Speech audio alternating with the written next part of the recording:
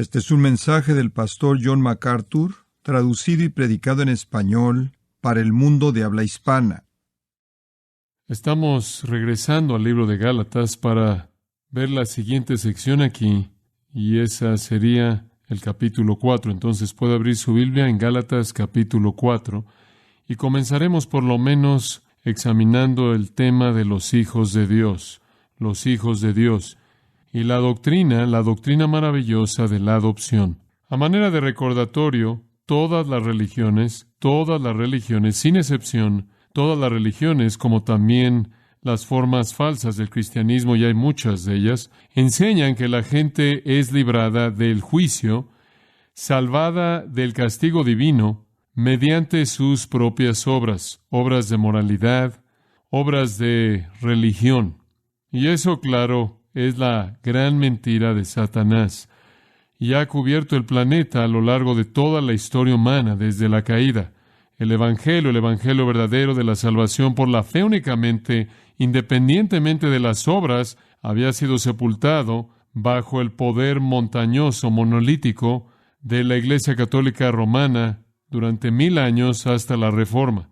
La Reforma consistió en recobrar el hecho de que la salvación era por la fe únicamente y no por la fe más las obras, como el sistema romano siempre había dicho y todavía lo dice. No podemos malentender el Evangelio sin deshonrar a Dios, deshonrar a Cristo, deshonrar al Espíritu Santo, confundir a la Iglesia y perder el poder de nuestra misión en el mundo. Debemos entender el Evangelio verdadero. Aquí estamos 500 años después de la Reforma, y la Iglesia de Jesucristo, la Iglesia profesante de Jesucristo, todavía está tratando de entender el Evangelio. No es sorprendente debido a que Satanás trabaja muy duro para derrotar la verdad y colocar el error en donde la verdad ha sido quitada. Entonces siempre estamos en toda generación peleando por el Evangelio verdadero. La mayoría de los protestantes evangélicos creen que la salvación es por la fe y obras. Esa es la razón por la que hubo una reforma para deshacer esa herejía. Aquí estamos de nuevo necesitando esa reforma nueva. No es solo gente que son cristianos falsos los que creen que la salvación es mediante la fe y obras, sino que hay cristianos verdaderos que han sido engañados, como leímos al principio del capítulo 3. Oh, Gálatas insensatos, ¿quién nos ha engañado? Gente que ha sido engañada, que ha sido turbada al creer en un evangelio distorsionado, aunque ellos mismos fueron convertidos al creer en el evangelio verdadero. Es posible que los creyentes verdaderos sean engañados y estén confundidos y acepten un evangelio falso, y por lo tanto sean ineficaces y virtualmente inútiles en la proclamación del evangelio verdadero. El apóstol Pablo aquí está escribiendo a iglesias en la región de Galacia alrededor del Mediterráneo. En el primer siglo, él había plantado iglesias en varias ciudades. Al predicar el evangelio de la gracia únicamente, mediante la fe únicamente, en Cristo únicamente, para la gloria de Dios únicamente, pero algunas personas judías habían venido desde Jerusalén diciendo ser creyentes en Cristo y diciendo haber sido enviados por Jacobo, quien fue el hermano de nuestro Señor y la cabeza de la iglesia en Jerusalén, y enviados con el mensaje de que creer en Cristo no es suficiente, deben ser circuncidados según la ley de Moisés y deben adherirse a todas las prescripciones que están en la ley mosaica. La salvación, dijeron ellos, es cuestión de fe, pero también cuestión de obras. Pablo dice, esta es una distorsión del Evangelio, es otro Evangelio que no es un Evangelio en absoluto. Él dice eso en el capítulo 1, y cualquier persona que predique este Evangelio distorsionado debe ser condenado. Él dice eso 2 veces ahí atrás en el capítulo 1.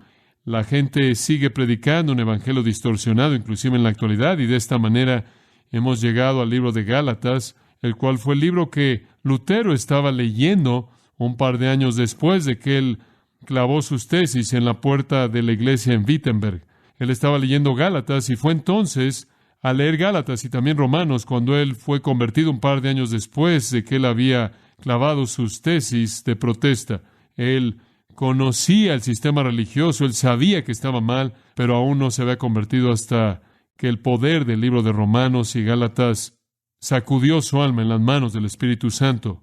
tenemos que regresar y asegurarnos de que entendemos el Evangelio, y entonces el libro de Gálatas es un libro para todos los creyentes en todos los lugares y todos los tiempos en la historia de la Iglesia, para asegurarnos de que estamos aferrándonos a la verdad y proclamando la verdad que únicamente salva. Pablo es apasionado por el Evangelio verdadero, él es agente de su aclaración, es Dios quien lo escogió para escribir 13 cartas en el Nuevo Testamento y delinear la esencia del Evangelio. El corazón de él mismo es que la salvación es mediante la fe, independientemente de las obras, y él escribe Gálatas para reafirmar esto, y le recuerdo, por ejemplo, del capítulo 2, versículo 16, en donde él dice, un hombre no es justificado, esto es declarado recto por Dios.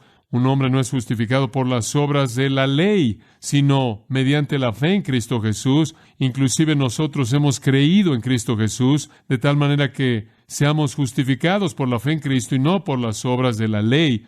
Debido a que por las obras de la ley ninguna carne será justificada, él dice lo mismo 3 veces en un versículo. No es por la ley, no es por la ley, no es por la ley, es por la fe en Jesucristo. Ahí en el capítulo 3 y en el versículo 6, él usa a Abraham como una ilustración. Él dice, Abraham creyó a Dios y le fue contado a él por justicia. Abraham fue salvo de la misma manera en la que toda persona es salva por la fe en Dios.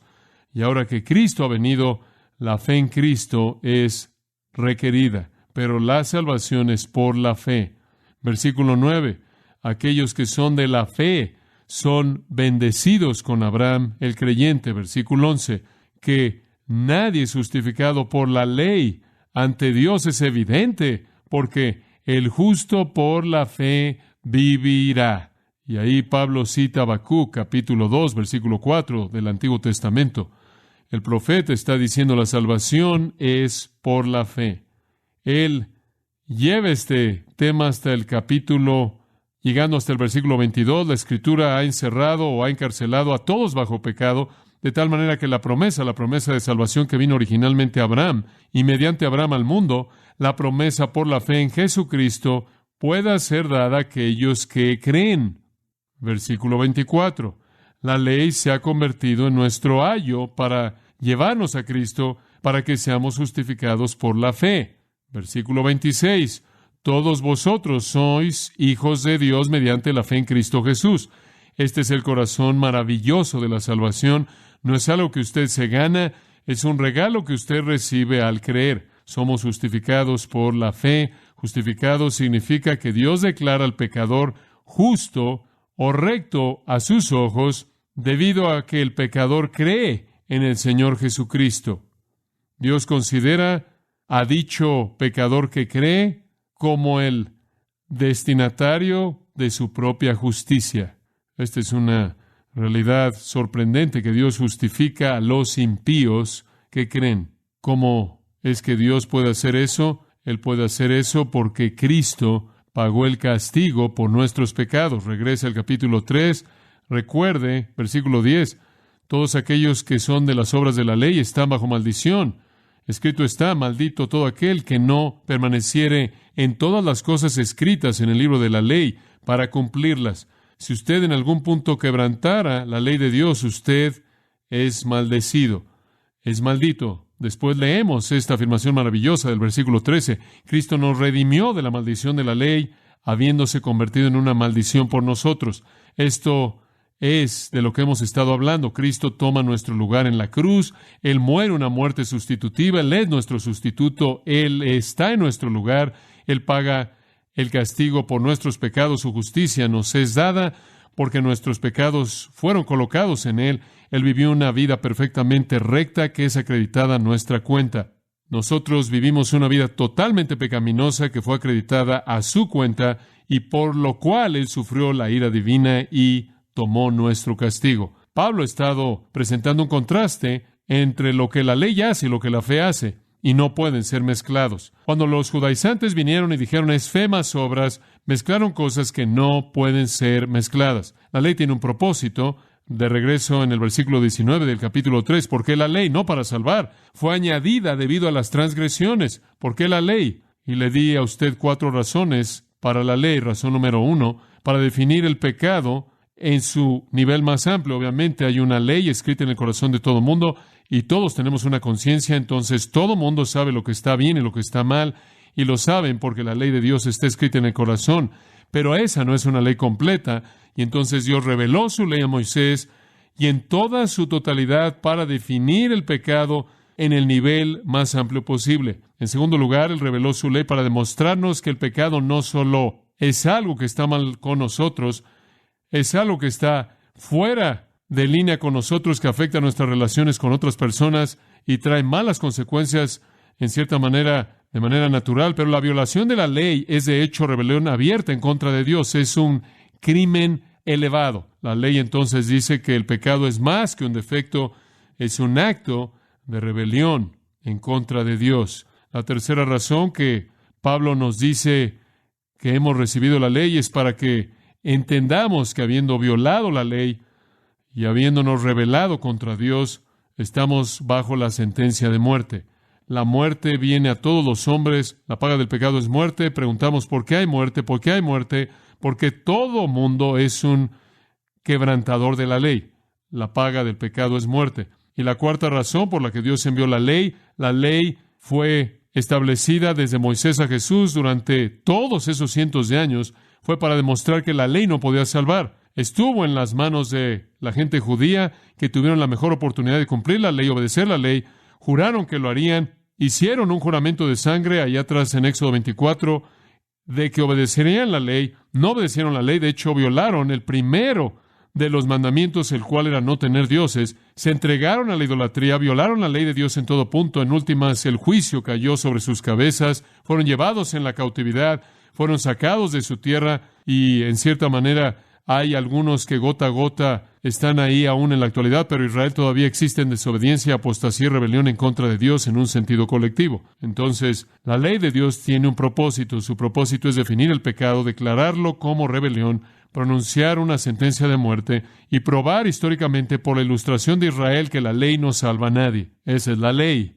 No tiene la intención de salvar, tiene la intención de hacer exactamente lo que acabo de decir. Lo único que salva es la fe en Dios, fe en Jesucristo.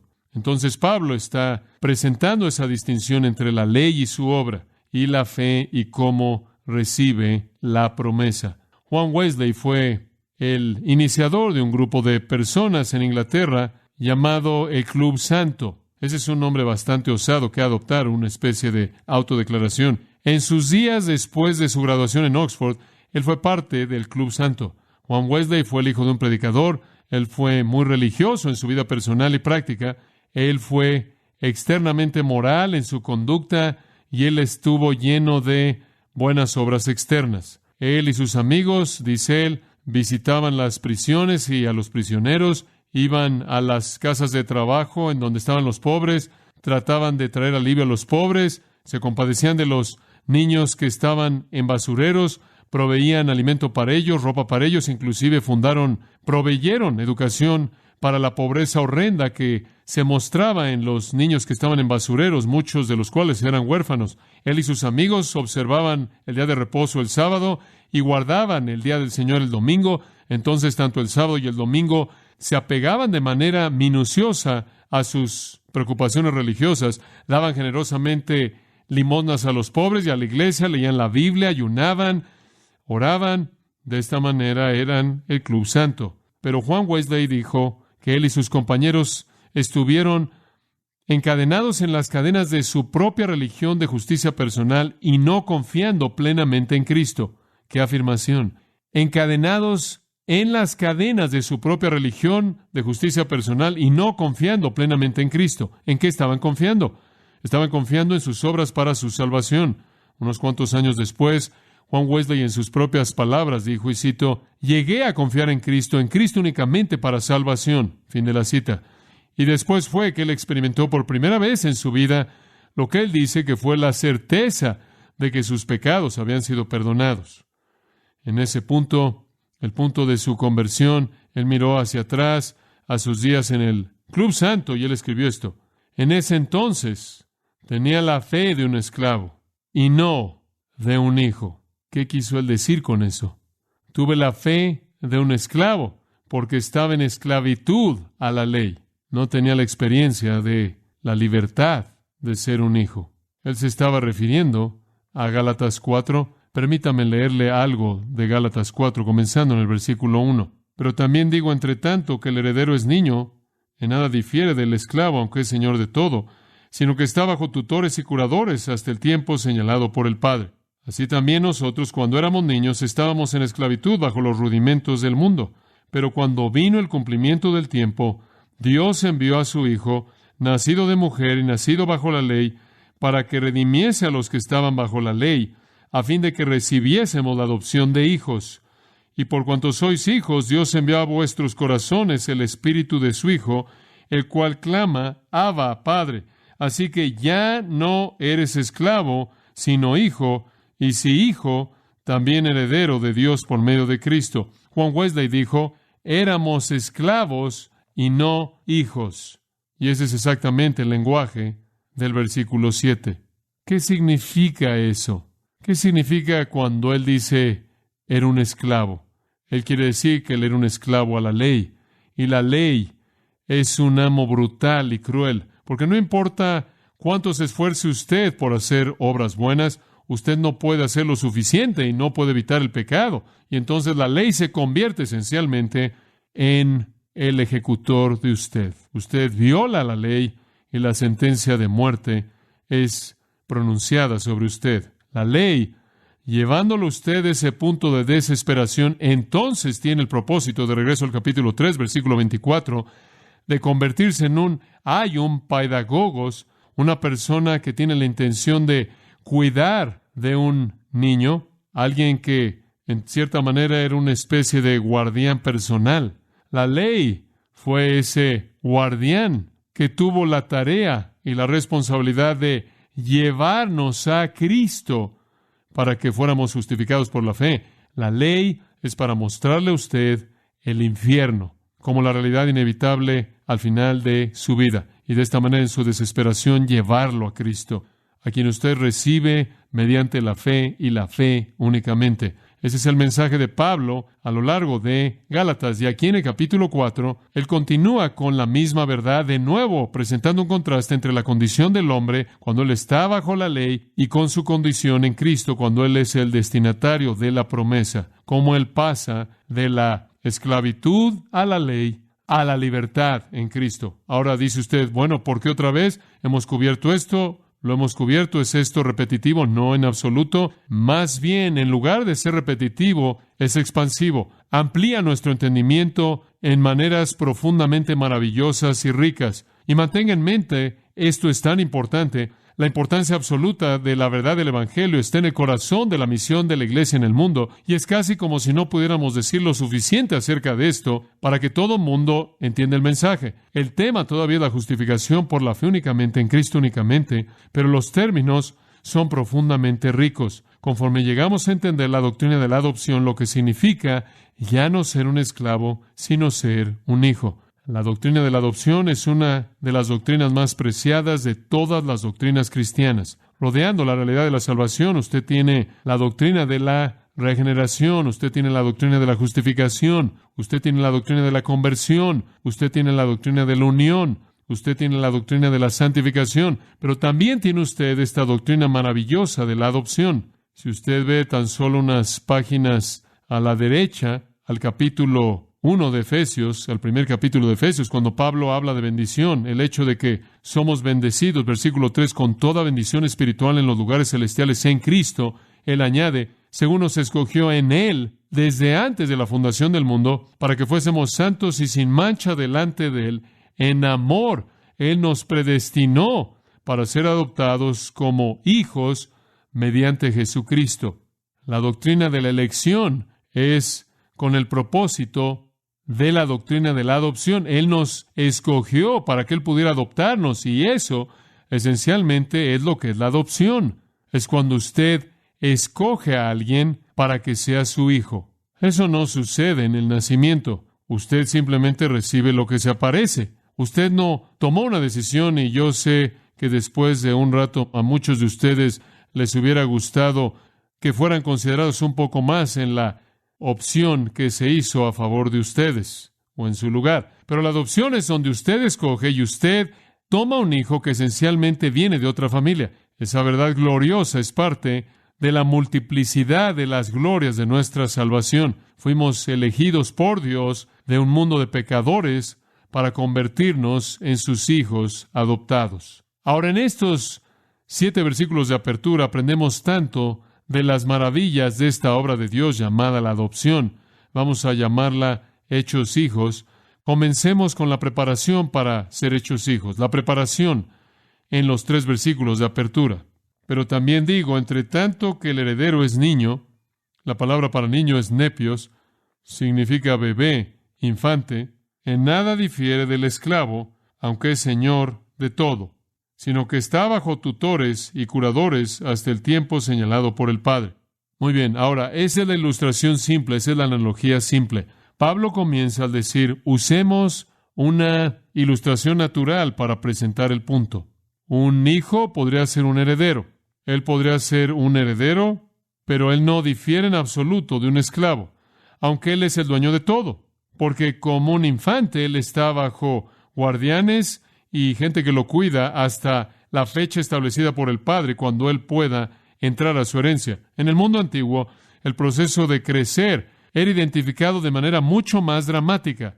En la cultura en la que vivimos, ni siquiera sabemos lo que alguien ya que creció significa. Tenemos a treintañeros que no han crecido. Tenemos a niños de 10 años que han sido tan sobreexpuestos a cosas en el mundo que su manera de pensar es de adulto. Nosotros no definimos eso. Hemos borrado esos momentos que definen de manera tan clara el crecimiento humano y hemos creado una especie de cultura entre la niñez y la etapa adulta y la llamamos la adolescencia. Es una cultura de irresponsabilidad, primordialmente. Pero en el mundo antiguo usted pasaba de ser un niño a ser un adulto. Usted no tenía un punto medio. En el mundo judío, un niño en su cumpleaños número 12 era preparado para venir al primer día de reposo después de su cumpleaños y su padre lo llevaba a la sinagoga. Y él era presentado en la sinagoga, presentado al rabino, y se le decía que él ahora era bar mitzvah, un hijo de la ley. Él ahora pasaba de estar en las manos de su padre y él ahora es responsable ante Dios por su adherencia a la ley. El padre pronunciaba una bendición. Esto es lo que un padre judío decía. Bendito eres tú, oh Dios, quien me has quitado la responsabilidad de este niño. Ahora, si usted no cree que hay un cambio en el mundo, imagínese entregar a su hijo de 12 años y darle libertad, quitando sus manos de la responsabilidad que usted tenía. Lo que el padre quería decir con eso no era irresponsabilidad, sino que él ahora está sujeto a ti y a tu ley. El niño entonces oraba la siguiente oración: oh mi Dios y Dios de mis padres, en este día solemne y sagrado, el cual marca mi paso de ser un niño a ser un adulto, un hombre, humildemente levanto mis ojos a ti y declaro con sinceridad y verdad que a partir de ahora guardaré tus mandamientos y llevaré la responsabilidad de mis acciones delante de ti. Eso es bar mitzvah. Ese fue un bar mitzvah verdadero y antiguo, no como son los bar mitzvahs contemporáneos. Es un grupo de personas que se reúne para darte dinero primordialmente. Pero esa era una línea que dividía de manera clara la vida. Y la gente en esa edad entonces contemplaba el matrimonio. En Grecia era muy parecido. El niño estaba bajo el cuidado de su padre hasta cierto tiempo, quizás un poco después que los niños judíos a la edad de 12, unos años después de eso. Pero los atenienses, por ejemplo, eran divididos en clanes. Y en algún punto a un niño se le asignaba un clan. Un festival muy especial se llevaba a cabo llamado una paturia. Y el niño entonces venía a ese festival y la señal de que él había llegado a un punto responsable en la vida era de que su cabello largo era cortado. Yo sé, algunos de ustedes, mamás, están diciendo, ¿podríamos, por favor, tener un apaturia en nuestra casa? Su cabello largo era cortado y a la niña también se le cortaba su cabello largo y se ofrecía al Dios que era su ídolo. Unos cuantos años después de haber sido presentado a un clan, él se convertía en un efebos. La palabra es cadete. De ahí obtenemos esa palabra. Y durante 2 años él era un cadete, él era un efebos, y él estaba bajo la dirección del Estado. Es como entrar en algún tipo de servicio civil para que usted se ha preparado para ser un ciudadano bueno. Bajo la ley romana, el año era fijado en algún punto entre la edad de 14 y 17. La familia tenía un festival sagrado llamado Liberalia. El niño era llevado al foro en Roma y era presentado a la vida pública. Era un día definitivo, era el fin de la niñez, era el principio de la edad adulta, y el símbolo de este día para el niño y la niña era que traían sus juguetes. Traían sus juguetes y colocaban ahí todos sus juguetes y de manera tangible hacían a un lado las cosas de niños. Pablo toma esa idea y aquí eso es lo que Pablo tiene en mente. Todo el mundo en el mundo antiguo sabía que había un tiempo en el que un infante entraba a la etapa de la responsabilidad. Hasta ese entonces él no difería de un esclavo. Él podía ser el heredero de un patrimonio increíblemente grande. Él pudo haber tenido poder latente y un día ese poder sería de él por promesa, pero todavía no en experiencia. Él todavía es un niño y por lo tanto él todavía está bajo guardianes y gente que lo cuida. Aunque él es el heredero y aunque él es el que un día poseerá todo esto, el dueño legal, el amo de todo, durante la niñez, él no es mejor que un esclavo en este sentido. Él no le dice a nadie que haga algo, le dicen a él. Él es heredero por derecho, pero él no es heredero de facto, él no es heredero de hecho. Mientras que él es un niño, él está bajo guardianes y gente que lo cuida. Guardianes y administradores sería como pedagogos, el tutor, eran esclavos en los que confiaba la familia, eran los que cuidaban del niño, muy parecido a sus mentores y a sus guardianes. Cuidaban del niño como el pedagogos del que hablamos allá atrás en el versículo 24 del capítulo 3. Él no puede recibir su patrimonio, él no puede administrar su patrimonio, él de hecho no puede tomar su herencia. La promesa está esperando, pero su espera es su madurez. Mientras que él es un niño, él no es diferente de un esclavo, él recibe órdenes, él no las da hasta la fecha establecida por el Padre. Ahora recuerde, hablamos de tiempos muy definidos. El Padre establecía la fecha. Esta es la fecha cuando tú te conviertes en un hombre, cuando tú te conviertes en alguien responsable a la ley de la tierra, si eres un griego o romano, a la ley de los dioses o a la ley del Dios verdadero, si eres un judío. Era un tiempo establecido, fijado. Este es el retrato. Así, versículo 3, así también nosotros, ahora él pasa de la ilustración a la aplicación, así también nosotros, cuando éramos niños, estábamos en esclavitud bajo los rudimentos del mundo. Ese es el periodo de tiempo antes de que nos convirtiéramos en hijos maduros. Antes. Esto es verdad de los judíos en un sentido, a los judíos se les dio la promesa vino a Abraham, a través de Abraham iba a ir a Israel y al mundo, fue reiterada, como hemos dicho, a través de David, a través de los profetas y el nuevo pacto. La promesa de la salvación fue dada, la herencia estaba esperando, pero no estaba disponible para aquellos que estaban en la infancia. Un infante está en esclavitud, aquellos que controlan su vida. Y Pablo dice, mientras que éramos niños, estábamos en esclavitud bajo las cosas elementales del mundo. Para el judío, su esclavitud esencialmente era definida por la ley escrita de Dios, como también por la voluntad de su padre. Para el gentil, su esclavitud también por la ley de Dios, pero la ley de Dios escrita en su corazón, porque él no tenía una ley escrita, y también por las decisiones de su padre. Y así como los padres creaban esclavitud para sus hijos, así también la ley escrita en el corazón para los gentiles, la ley escrita en las Escrituras para los judíos, creaba un tipo de esclavitud. Y realmente nunca somos liberados de esa esclavitud hasta que nos convertimos en hijos maduros.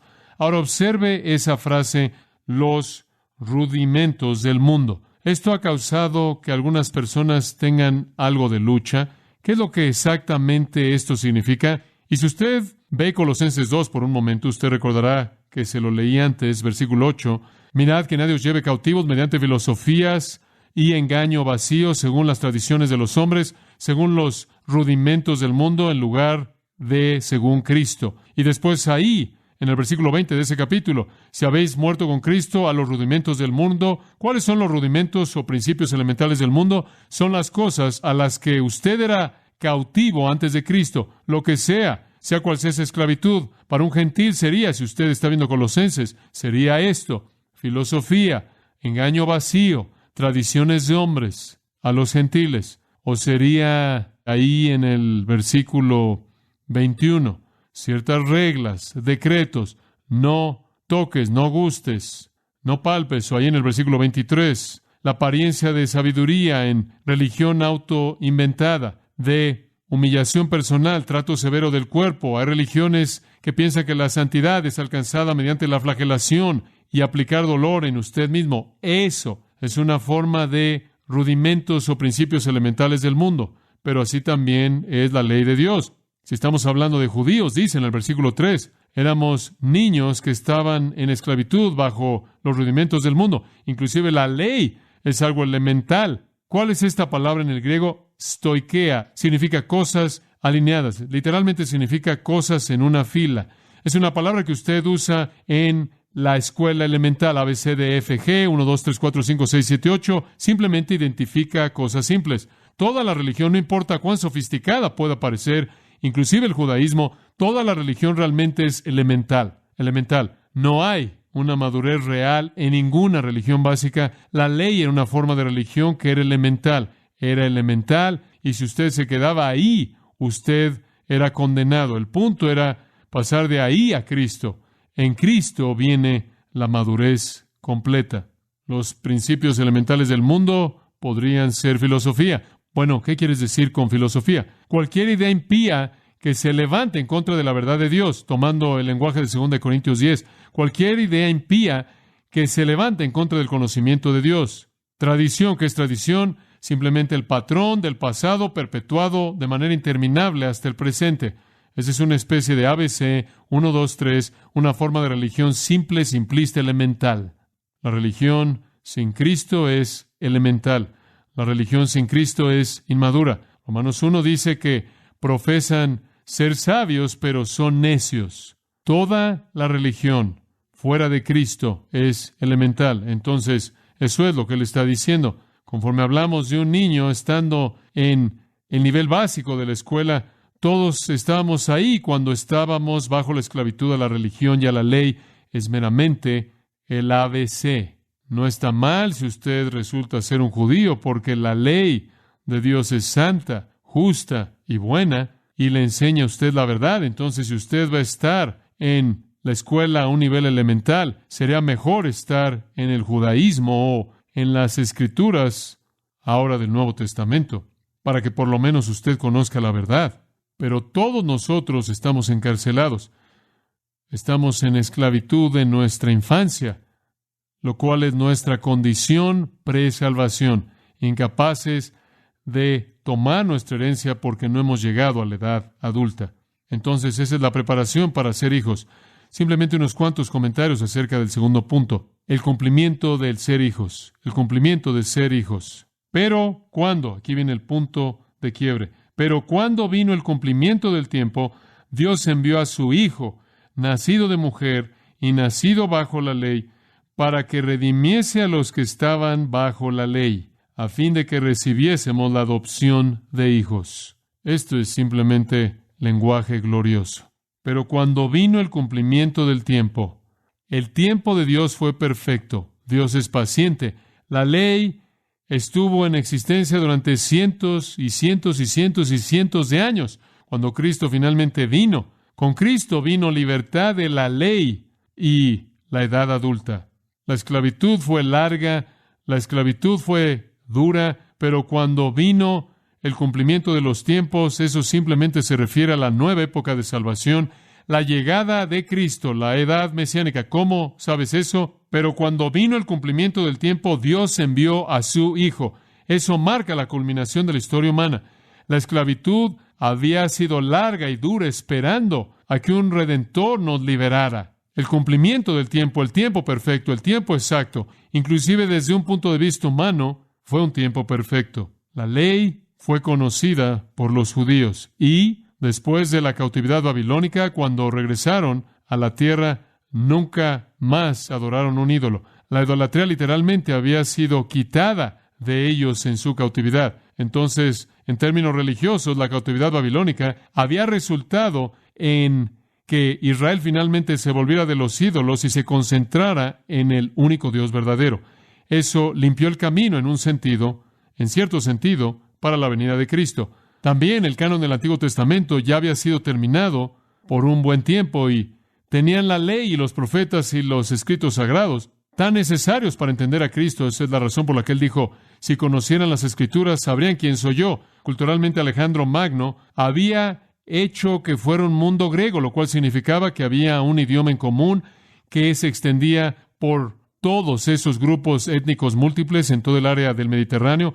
Todos conocían un idioma en común, griego, el cual entonces permitió que los libros del Nuevo Testamento fueran escritos en un idioma que todo el mundo podía leer. Y después, políticamente, la Pax Romana, el poder del Imperio Romano que abarcaba tanto, había construido caminos en todos lados para que el Evangelio pudiera entonces ser llevado al mundo. Leemos de eso en el libro de los Hechos. Entonces, inclusive desde el punto de vista de simplemente ver lo que estaba pasando en el mundo, era un gran tiempo. Y más importante que eso, era el tiempo perfecto de Dios.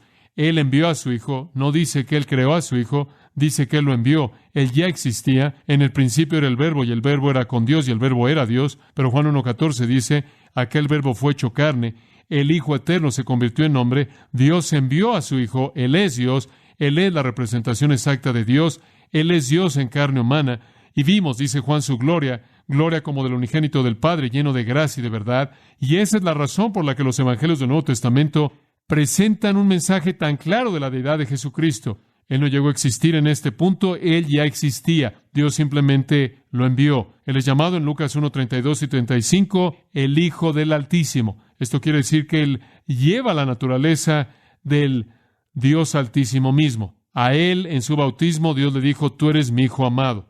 Dios envió a su Hijo, Él es deidad, pero no solo deidad. Él dice que fue nacido de mujer.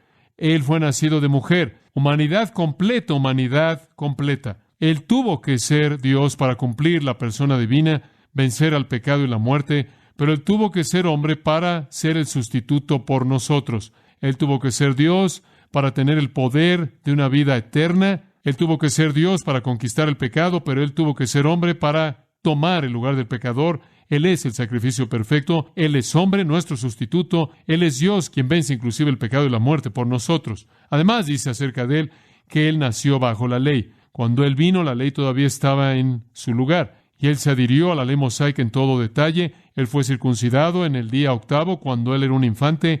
Él fue fiel a la ley. Él fue santo, inocente, sin mancha, separado de los pecadores. Él cumplió toda justicia. Él guardó toda ley que Dios había establecido. Él fue nacido bajo la ley como cualquier otro hombre judío. Él era responsable como cualquier otro hombre judío para con la revelación escrita de la ley de Dios, y Él la guardó de manera perfecta. Y Él entonces fue más allá de eso, y Él literalmente, aunque Él era inocente, se convirtió en una maldición por nosotros. Capítulo 3, versículo 13 dice, murió en nuestro lugar como el sustituto perfecto por nosotros. Romanos 8:3. Porque lo que la ley no podía hacer, débil como era mediante la carne, Dios lo hizo, enviando a su propio Hijo. ¿Qué era lo que la ley no podía hacer? La ley no podía salvar. La ley no podía traer perdón. La ley no podía quitar la sentencia de muerte e infierno. Lo que la ley no podía hacer, débil como era para la carne, no era la culpa de la ley. Es santa, justa y buena, pero la carne es débil. Dios lo hizo enviando a su Hijo a semejanza de carne pecaminosa, y como una ofrenda por el pecado, Él condenó el pecado en la carne para que el requisito de la ley fuera cumplido en nosotros. Él no solo se convirtió en una maldición por nosotros, sino que Él la cumplió en su muerte, sino que en su vida cumplió la ley por nosotros, de tal manera que nuestros pecados son imputados a Él en su muerte, y su vida perfecta nos es imputada por la fe.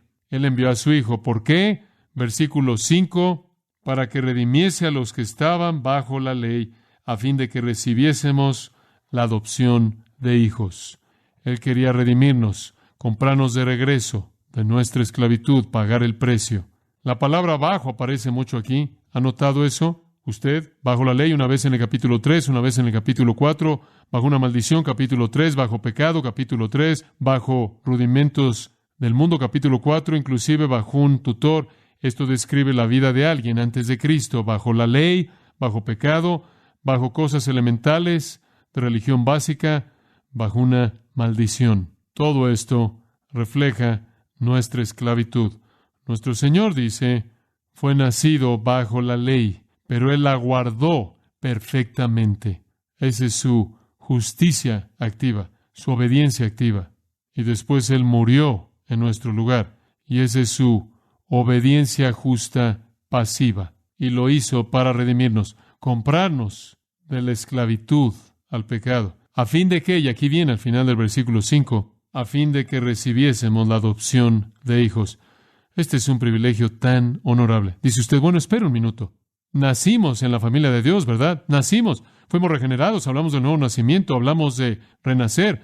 Nacimos en la familia de Dios, ahora dice que somos adoptados. ¿Cómo pueden ser ambas verdad? Porque ambas son símbolos de una realidad de la salvación. Explican dos aspectos diferentes de nuestra salvación.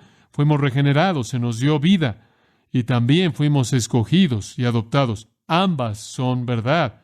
Como dije, somos los destinatarios de muchos aspectos de la salvación: regeneración, justificación, conversión, unión, santificación y adopción. Pero hablemos de la adopción. ¿Cuál era nuestra familia de antes? Vosotros sois de vuestro padre el diablo, Juan 8, hijos de desobediencia, hijos de ira. Nuestro hogar es el sistema del mundo. Estábamos en esclavitud al pecado y a la muerte y al infierno. Nuestro padre es el diablo. Esa es nuestra familia. Esta es la condición universal humana. Pero Dios mostró su gloria a través de amor y gracia hacia nosotros. Y capítulo 3, versículo 26 dice, todos vosotros sois hijos de Dios mediante la fe en Cristo Jesús. Y después, como leímos en el versículo 5, Él vino a redimirnos para que pudiésemos recibir la adopción como hijos. Fuimos regenerados, se nos dio vida, fuimos declarados justos, y ahora Dios dice, estoy moviéndolos de la familia de Satanás a mi propia familia, y los estoy colocando en mi familia, y entonces, y de manera tan intrínseca, los estoy colocando en mi familia, que los estoy colocando en unión con mi Hijo, en unión con mi Hijo. Juan 1:12, mas a todos los que le recibieron, les dio autoridad de ser hechos hijos de Dios. Tenemos autoridad como los hijos de Dios. Siempre me veo atraído a 1 de Juan capítulo 3. Escucha el versículo 1. Mirad cuán amor nos ha dado el Padre para que seamos llamados hijos de Dios. Cuán grande amor el Padre nos ha dado que seremos llamados hijos de Dios. Sí, de hecho volvimos a nacer para que seamos nuevas criaturas con vida nueva.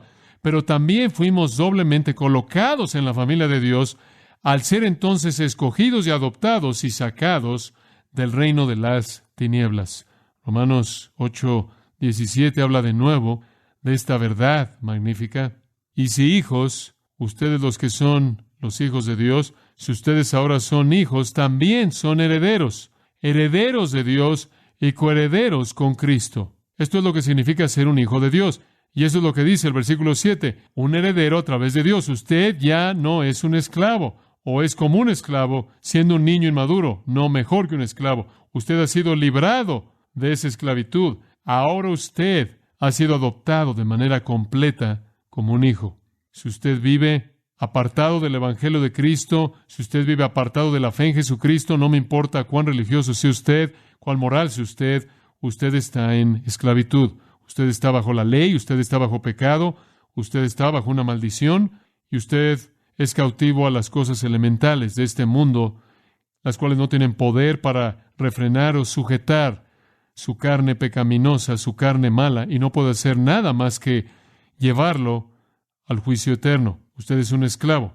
Hay promesa ahí, pero usted no puede entrar en ella hasta que usted se convierta en un hijo completamente maduro, y eso sucede únicamente cuando usted viene en fe a Jesucristo.